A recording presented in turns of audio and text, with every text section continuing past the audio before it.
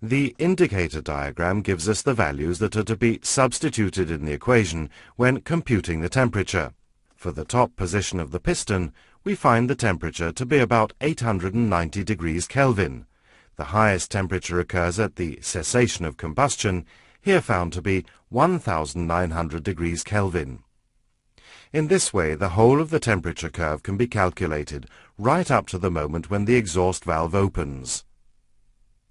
To get a better idea of what's happening, we'll measure in degrees centigrade instead of degrees Kelvin. Already during compression, the temperature reaches the melting point of lead. During the first part of combustion, the temperature reaches the melting point of aluminium. Shortly after that, the temperature reaches the melting point of cast iron. The high temperatures in the cylinders even exceed the melting point of steel. Combustion takes place so quickly, however, that there's no time for the high temperature to be transferred to the cylinder wall. The temperature of the metal surfaces will not exceed the mean temperature of the process, about 620 degrees centigrade. Then again, the cylinder's made of cast iron, which begins to lose its strength at already around 300 degrees centigrade, besides which the lubricating oil will lose its lubricating ability if it becomes too hot.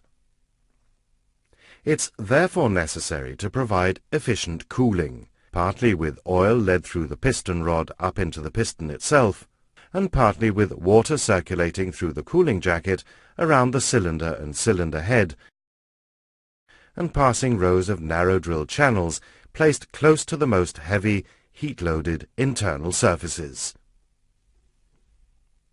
If a cooling water outlet temperature of about 80 degrees centigrade is maintained, we can prevent the temperature on the inside of the cylinder wall from exceeding 300 degrees centigrade. This is possible because there's a drop in temperature as the heat passes from cylinder gas to metal.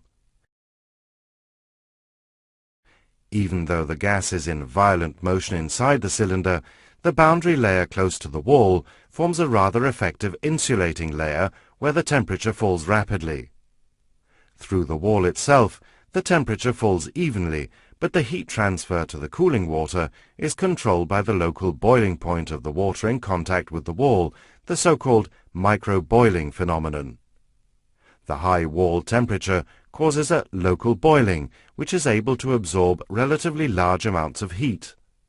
Small steam bubbles are formed, which immediately break loose from the surface and condense in the surrounding water. Due to this, the wall temperature is almost independent of the transmitted amount of heat, provided that the water temperature is safely below its boiling point. With a mean gas temperature of about 620 degrees centigrade and a cooling water temperature of about 80 degrees centigrade, it's possible to calculate a thickness of iron that offers the same resistance to heat flow as the boundary resistance between cylinder gas and cylinder wall, and similarly a thickness of iron that corresponds to the boundary resistance between cylinder wall and water. As the drop in temperature through the entire homogeneous iron wall will occur evenly, the temperature of the original cylinder wall can be determined.